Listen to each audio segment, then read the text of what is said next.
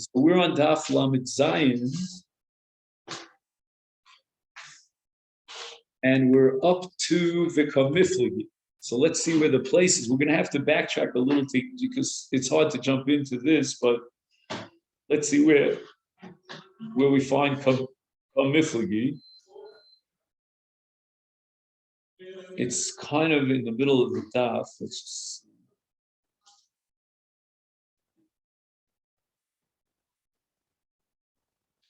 Maybe the easiest thing is to start with Tanur Rabbanan. Be a little bit of a chazar. So you see Tosfos Rascal Bizu. Yeah. So if you just go straight across, maybe one line earlier, it's Tanur Rabbanan. Again, we're talking about a case of what seems like a suffix mamzer. What happens? Right? You have a Vlad, and you're not sure if it's a Ben Tisha L'Rishon or a Ben Shiva L'Yachid. That's your suffix, correct? So in that case, we're going to differentiate between the first child and the second child. First child is Kasher V'Monav, right? Because if it's the baby of the Rishon, meaning if it's Ben Tisha L'Rishon, then that's it. The Vlad was born to the Rishon. If it's Ben Shiva L'Yachron, then the Vlad was born to the Yachron. But then we get to the next Vlad. The next Vlad becomes a suffix mamzer. Why? Because if the previous, let's say, we'll talk about boys, it doesn't matter, but let's say if his older brother was in fact the son of Reuven, the late Reuven, then he's a mamzer. Why? Because then Reuven's wife, let's call her Rachel, is Eshes Ach to Shimon. If the firstborn from Shimon is really the child of Reuven, did I say that right? Of the Rishon, then the next boy afterwards is going to be a mamzer. If on the other hand, his older brother is really just his maternal brother, but he's born from the first brother, the late brother Reuven, then just 1 second ago, then he's a mamzer. If on the other hand, I meant to say if he's the son, he's a Ben Shiva. If his older brother is a Ben Shiva to Ben Shimon is a Ben Shiva to Shimon, then he is a brother to his first brother, but he's not a mamzer because there was no yid. There was second or it's a. Yeah, I always get this wrong. Sorry. Just give me a second, David. I'm so sorry. I apologize. If I don't work this out of my own mind, it's just not going to sink in. Again, if on the other hand he's a Ben Tisha L'Rishon, and if he's a Ben Tisha L'Rishon, then he's a mamzer. Correct? He's a mamzer. But if he's a Ben Shiva L'Sheni, then he's not a mamzer. Why? Because then what? This is where I get it right. If he's Ben Shiva L'Sheni. Oh, yeah. So if he's a Ben Shiva L'Sheni, then Reuven died without children. Okay, fine. I got it. Oh, so now we have a machlokes, how to interpret Rabbi Eliezer ben Yaakov. The words of Rabbi Eliezer ben Yaakov are Ein Mamzer Misafek. So here we have a very extreme machlokes, if I remember correctly, between Abaye and Rav. Right? Abaye says that according to Rabbi Eliezer ben Yaakov, the Sheni is not a suffix mamzer.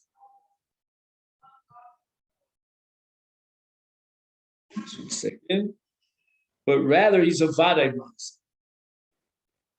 and therefore he's allowed to marry a mamzeres. Now, what does that mean? He's a vadei mamzer. He has a din of a vadei mamzer. He's not a vadei mamzer. We already proved that the status of the sheni is the suffix mamzer. But Rabbi Eliezer Shita, according to Abaye, is that a suffix mamzer is considered like a mamzer insofar as he's allowed to marry a mamzeres.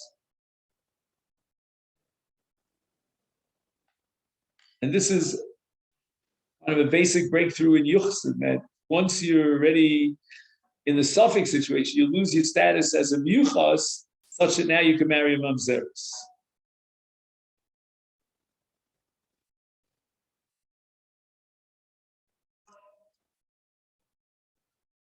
So that's according to Abaye. Rava says that Adarabah, that's the sheet of the Tanakama, that Sheni is mamzer vada misafek, and therefore he's allowed to marry a mamzeres. Rabbi Eliezer ben Yaakov, on the other hand, says no. He is a suffix mamzer. We have to treat him as such. We can't treat him as if he's a vada mamzer when we know he's a suffix mamzer, and therefore he's not allowed to marry a mamzeres.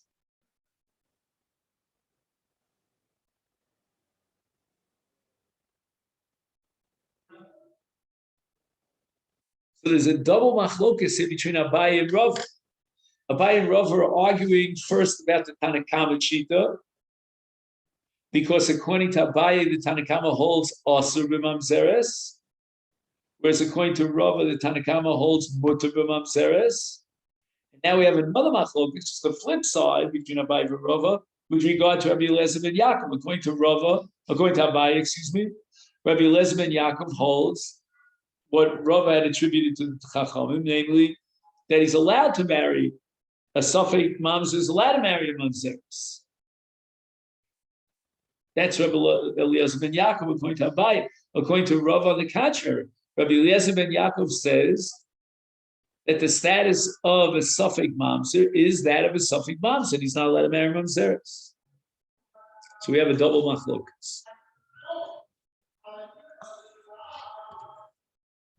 And the Gemara says that the root of the machlokas between Abaye and Rava is bidder Rabbi Elazar, not to be confused with the Tana Rabbi Eliezer, right? That we've been dealing with, Rabbi Eliezer ben Yaakov.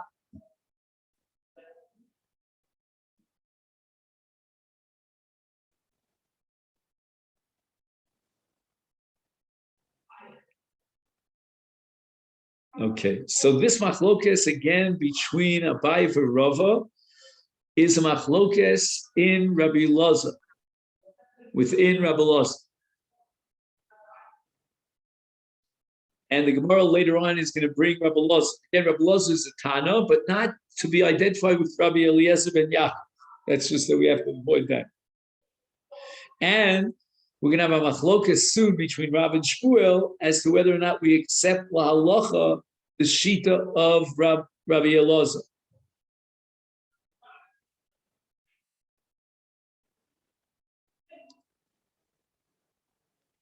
So then once we have these two shitos in Rabbi Elazar, then we're going to have a spin-off of that machlokas is how to interpret Rabbi Eliezer ben Yaakov. Each shita is going to have a different interpretation of Rabbi Eliezer ben Yaakov.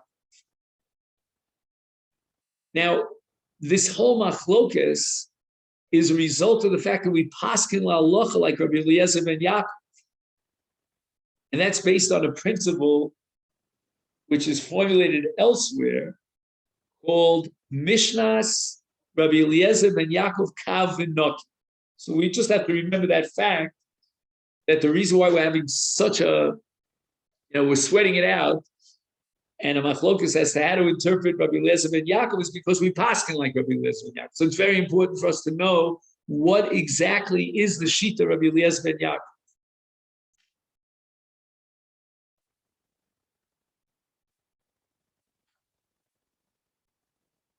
Now we have a Tana called Rabbi Elazar,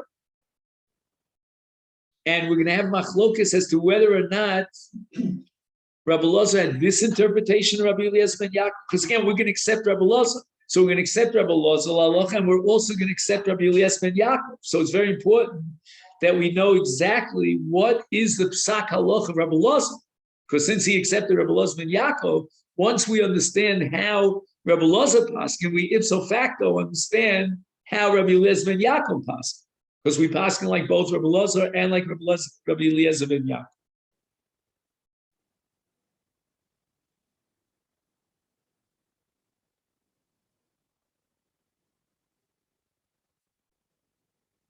Isnan.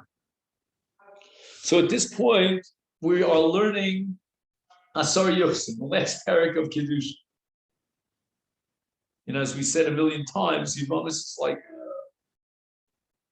a combination of so many Masechets. So I see Don joined us. I just want to make sure Don has the place. We're on Lamed Zayin Amud Aleph, and you can count up about 12 lines from the bottom.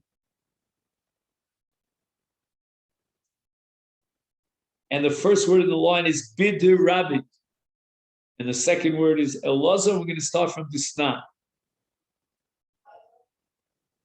Just, if you don't mind, Don, picking up your finger just to tell me, that you have the place. Okay, thanks. And Rabbi Elazar Omer. Again, we're dealing with the halachas of Yuchsin, of Psulei Kol. Vadon b'vadon muter. Vadon b'sveikan, usveikan b'vadon, usveikan b'sveikan os. So Rabbi Eliezer says, let's go glatt. Glatt meaning simple, straightforward, without draying with the thumb, as we say. If it's vadei, it's mutter. Right? So if you have a vadei mamzer, he's allowed to marry a vadei mamzeres. However, once you introduce a suffix mamzer into the equation, then the law changes. And we're going to get an iser in all sfeikas, whether it means vadei b'sfeikin, sfeikin b'vadai.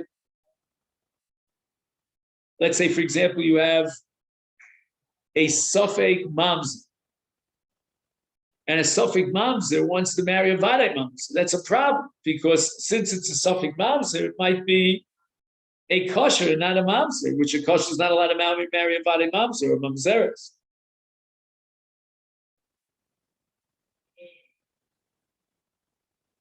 Now you might say, okay, that's fine, but what if both of them, he and she, are both suffix?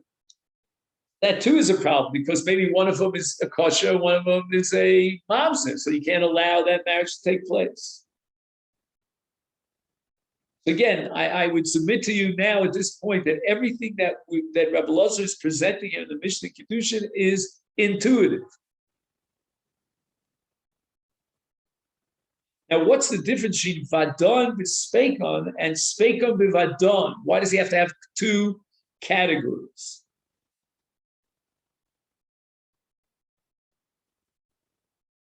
So vadon b'spekon means a vadei mamzer wants to marry a suffix mamzeres. And that we cannot allow, because the suffix mamzeres might be a kosher, and a vadei mamzer is not allowed to marry a kosher. What's the case of spekon b'vadon? You have a suffix mamzer, and a suffix mamzer is not allowed to marry a vadei mamzer, a vadei mamzeres, I should say.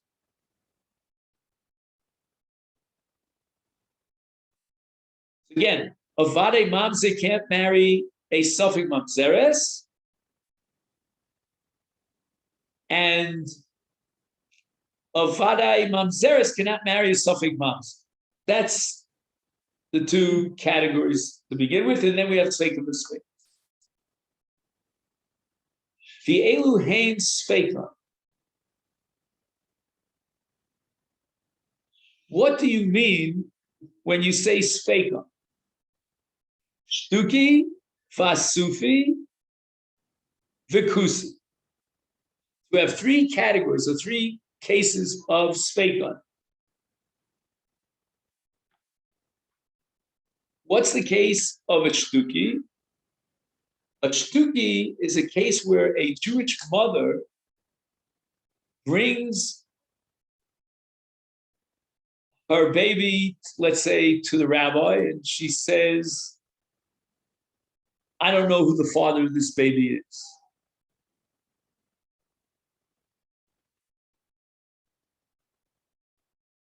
Now, what does the word shtuki mean literally from an etymological point of view?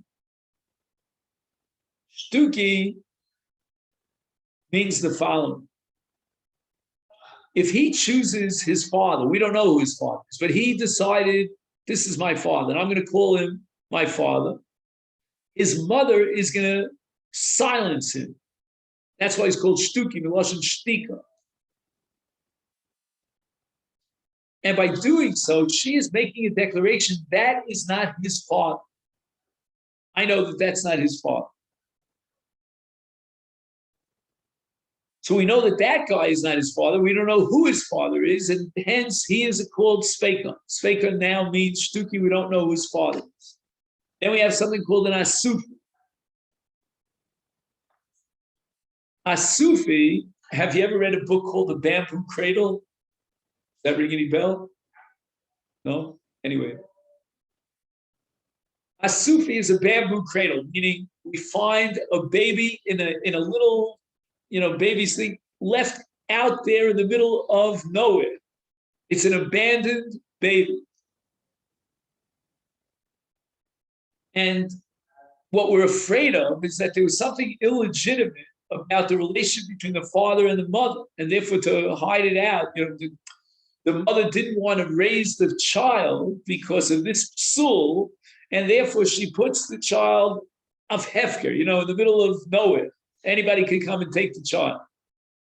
You pick up the child, that's called asufi. Asufi means to gather in the child.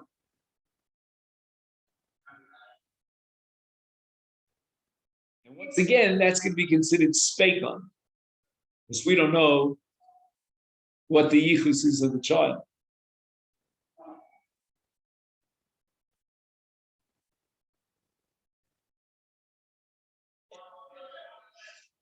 So imagine Rabbosai, if she had a relationship with a mamzer, which she once wasn't allowed to do, the child is a mamzer. So what does she do? She abandons the child. We don't know that the father was a mamzer, but the very circumstantial evidence that she left the baby in a trash place, that itself indicates that probably this baby is a mamzer. It's an illegitimate child. Then we have kusi. Kusi is complicated, but let's just say the following, that every kusi, because we don't know the yuchsin of the kusim, they were a breakaway group. They were originally goyim, and then when, let's say at the time of Yeshua, when Yeshua was destroying all the nations, they got fright, so they decided, Ke'ilu, they're going to convert to Judaism. But it was not really a valid conversion. So on an official level, you might call them Jews because they themselves identify as Jews, but halachically, they are Sofik Mamzer, they are Sofik Psul.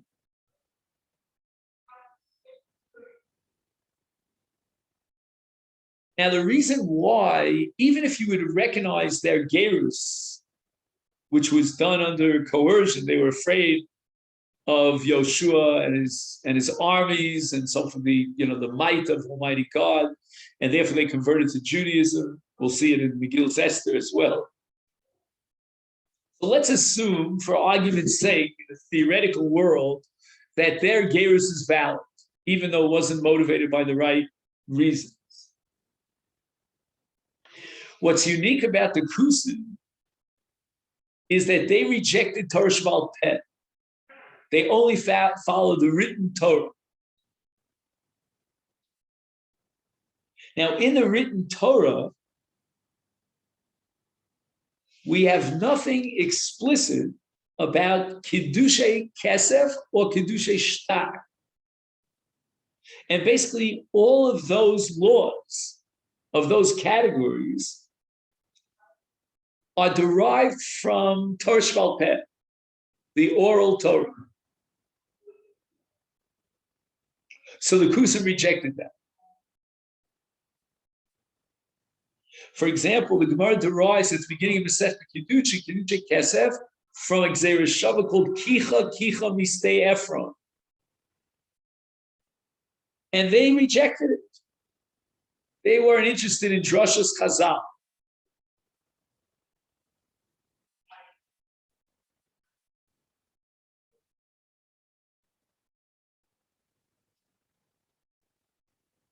So what happens if, let's say, a female Kusi received shtar or kesef from a Jew? According to the law of the Kusim, she's not married. They never recognized the Kiddushin of the oral law, which is kesef and shtar. They only recognized the Kiddushay Torah, which is bia.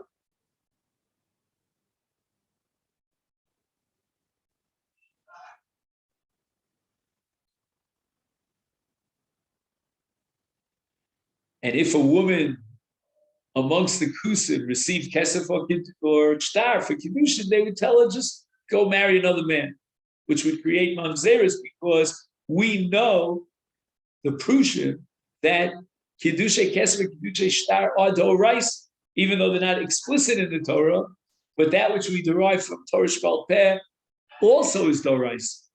And therefore, if she does not receive a get, after having received kesef or shtar from Reuven, and she didn't receive a get, she goes off to live with Shimon, then the child of that relationship is a mouse.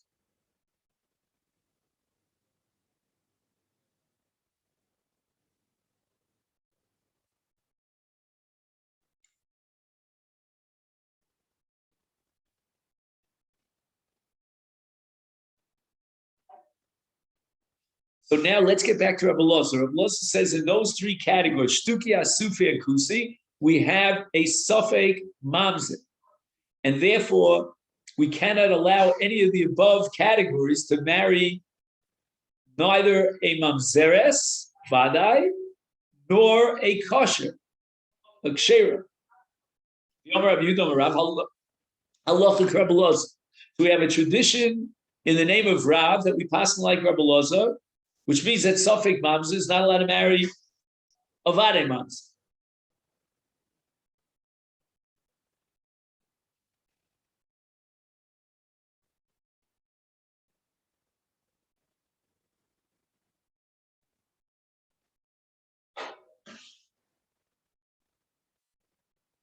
Now, not only is the Safek Mamzer enjoined from marrying a Vadai Mamzer,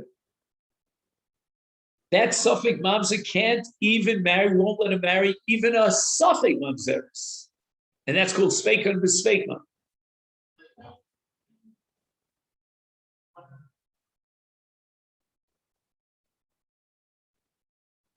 Hiam Risa Kame de Shmuel.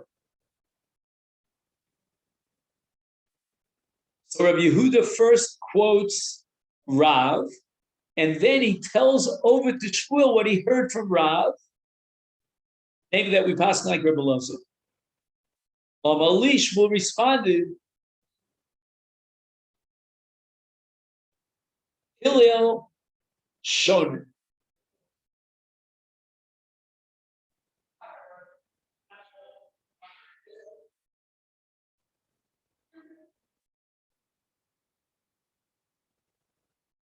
Now, Hillel dates back to the time of Ezra Nehemiah, when the Second Commonwealth was established and the Jews came on Aliyah Shtiyah, the second wave of immigration. Unfortunately, it wasn't very popular. You know, Nefesh B'Nefesh was not doing that well. But in any event, Hillel was amongst those who came from Bavel to Eretz Yisrael, and he taught the following halach: Asor Yuchsin Olu Mi Bavel.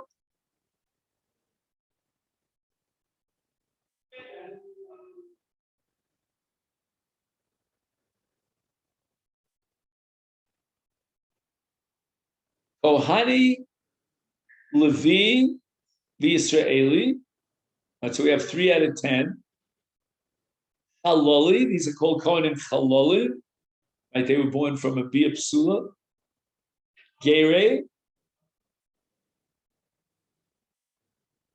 Harure,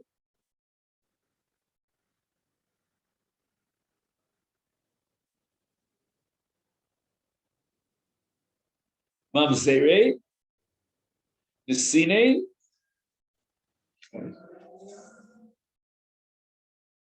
Ugi, Asufi, Kulon, Mutarim, Lavo, Zebazet.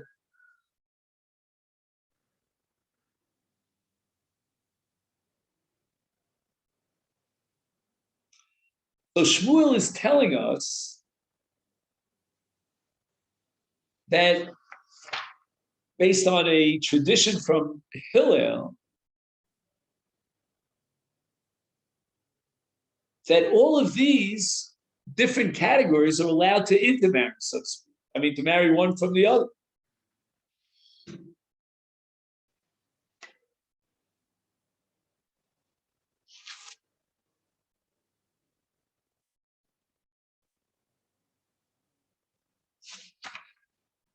So let's just see who's on the list. There's a Shtuki and a Sufi on the list.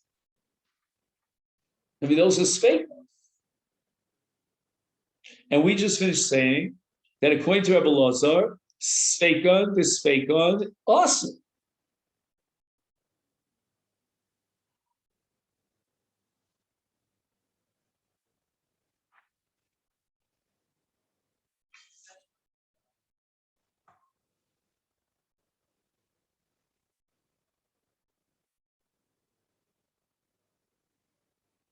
Now, how do we understand this? Hillel is saying, Kohanim, Leviim, Yisraelim are allowed to marry one to the other. But now he goes beyond that, and he says that Leviim are allowed to marry Chalolim. Okay, that's okay, because Chalolim are only prohibited to Kohanim, not to Leviim. But they're also allowed to be married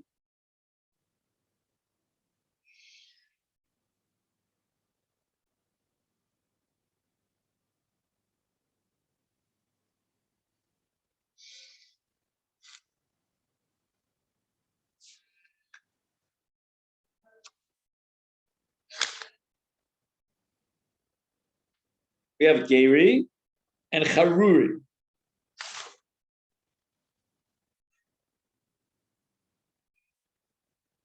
Now, he also has Mamzerim, Nesinim, Shtukim, Asufrim. They're allowed to marry each other.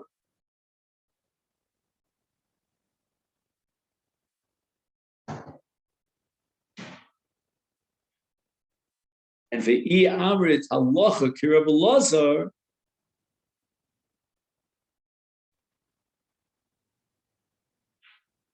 how could it be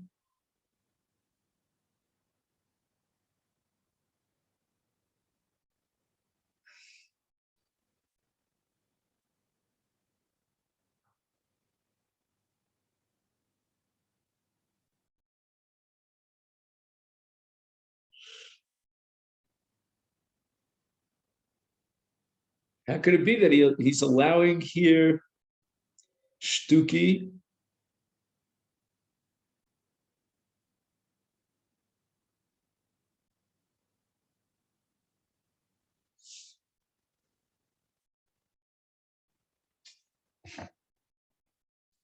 So Shmuel is saying the following.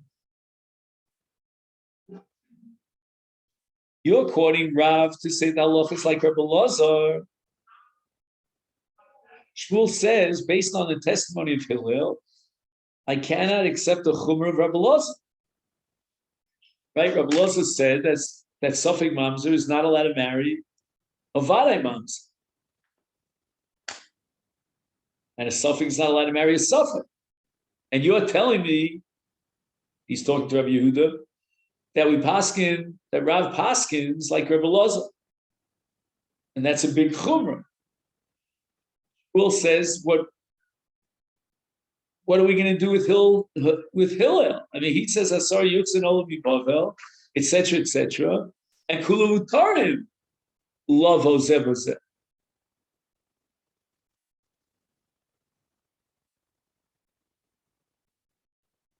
And Vi'at Amrit, and you, Rabbi Yehuda, quoting Rav, is saying Alocha Rabbi Eliezer, which means the Sveikus of Asurim Zebazeh. So a Suffolk Mamzer is not allowed to marry a Suffolk Mamzer or a Shtuki. And therefore, according to your logic, if we paskin like Rabbi Lazar, then a Shtuki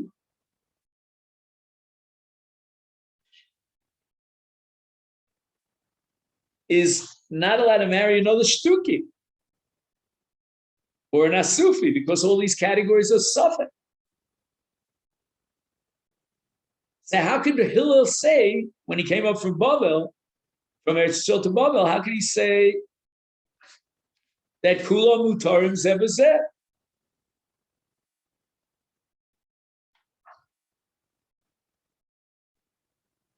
He came from Babel to Eretz Yisrael. How could he say Kula Mutarim Zebazeh?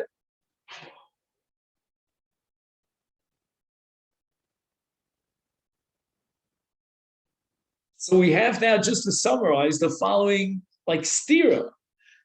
Ra, and this is what Shmuel is pointing out. Rav, you're accepting la halacha l'shita Rabbi Elazar. Rabbi Elazar says in all the cases of fakers, they're not allowed to marry another something. Says Shmuel, but we have a testimony of Hillel that the Asar Yuchsin Mutarim Lavo Zebazeh. Mutarim Lavo Zebazeh includes even fakers, because amongst the 10 categories that are listed by Hillel, we have Shtuki, we have Asufi, and these are cases of a suffix. So one Asufi is marrying another Asufi, one Shtuki is marrying another Shtuki, and that's okay according to Hillel. According to you, Rav, if you accept the halach like Rabbi Lazar, then a Shtuki should not be allowed to marry a Shtuki, and a Asufi can't marry an Asufi.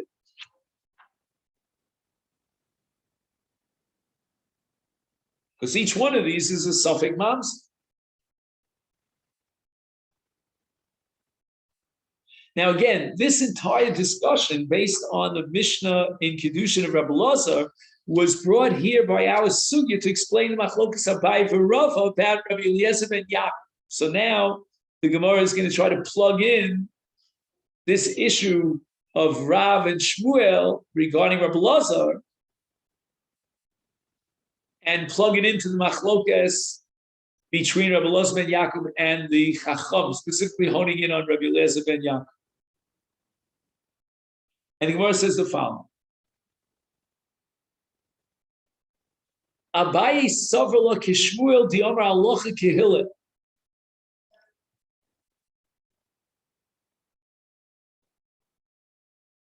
You remember that Abaye had Rabbi Eliezer and Yaakov as the Mekil. And he was the one who said that Suffolk Mamzer kivadai Mamzer. Umuteris b'mamzeris, that we allow a Suffolk mamzer to marry a mamzeris, meaning the surim that apply in kol don't apply to a Suffolk mamzer. And that's how Abaye interpreted Rabbi Eliezer ben Yaakov. And that sounds awfully similar to Shmuel, to Hillel. I mean, Shmuel was the one who waved the flag of Hillel. Hillel was the one who said that a Shtuki can marry a Shtuki, and an Asufi can marry an Asufi. If you allow that, then apparently he holds that Suffolk is Kivada, and there's no Isser of Sveika Kisveika.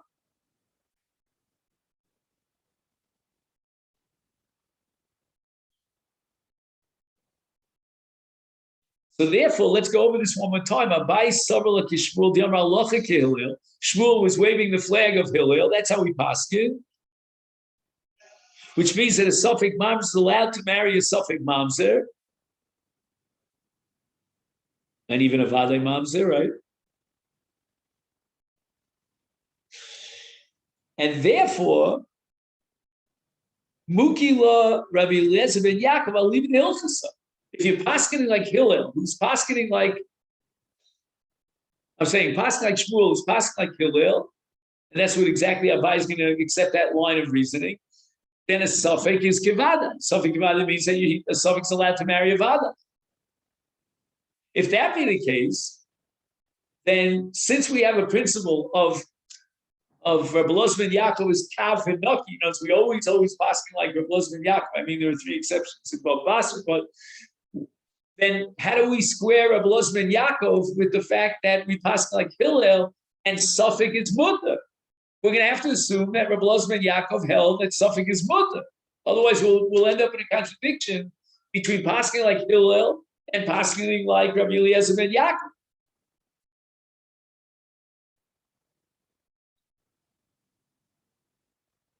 Now, Shmuel, since he paskin like Hillel, and since we have a hardcore rule that we always paskin like Rabbi Eliezer ben Yaakov, we have to reconcile Rabbi Eliezer ben Yaakov with Hillel, and we have to be matir suffix. That's Abba. So that we shouldn't have a contradiction that on the one hand we're paskin like Hillel, and on the other hand like Rabbi Eliezer ben Yaakov. We're going to have to assume that Rabbi Eliezer ben Yaakov holds like Hillel. Now we're up to Rav. Rava Savala Kirav.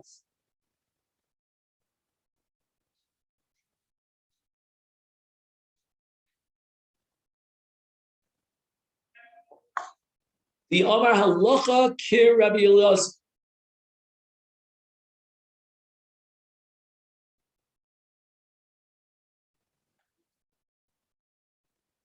Now, what does it mean, Halacha Kir Rabbi Eliezer?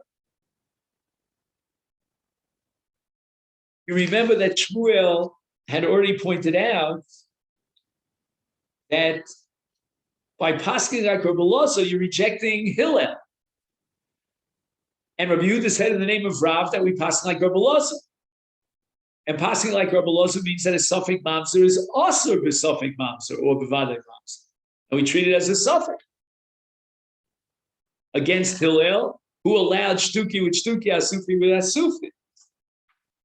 Now what you want to do is, once you paskin like Rabbi Eliezer, that a suffix mamzer is also in a suffix, then you want to go back to Rabbi Eliezer ben Yaakov, because again, we're going to pass like Rabbi Eliezer ben Yaakov, is mukila liter Rabbi Eliezer ben Yaakov, I'll leave it to Hilchasa, Yehechi lo tikshi Hilchasa Hilchasa. It's very simple now. We can just summarize the whole sugya in one simple paragraph. Shmuel is going to paskin like Hillel, which means that suffix is mutter. And since we have to paskin like Rabbi Eliezer ben Yaakov, then we have to accept Abai's interpretation of Rabbi Eliezer ben Yaakov, and that is that Rabbi Eliezer ben Yaakov is matir suffix. Rav, on the other hand, paskins like Rabbi Eliezer, and that's against Hillel, and that means that suffix is awesome. How do you reconcile that with Rabbi Eliezer ben Yaakov? You're going to have to say that Rabbi Eliezer ben Yaakov holds that suffix is awesome. Hence, we end up with Abai and Rav. So Abai holds like Shmuel, and Rav holds like Rav.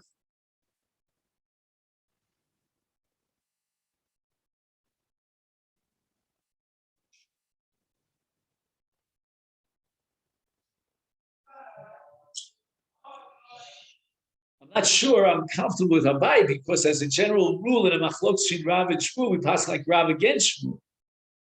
I mean, the exception is in Dinei Mamanos. That Shmuel was the expert, and he was the last word, final word in Dinei Mamanos. But in general, in Isa V'Heter, which is what we're dealing with here, we pass like Rav against Shmuel. So I'm more inclined towards Rava, even though it's a big chumrah, than I am towards Abaye, who accepts Shmuel against Rav.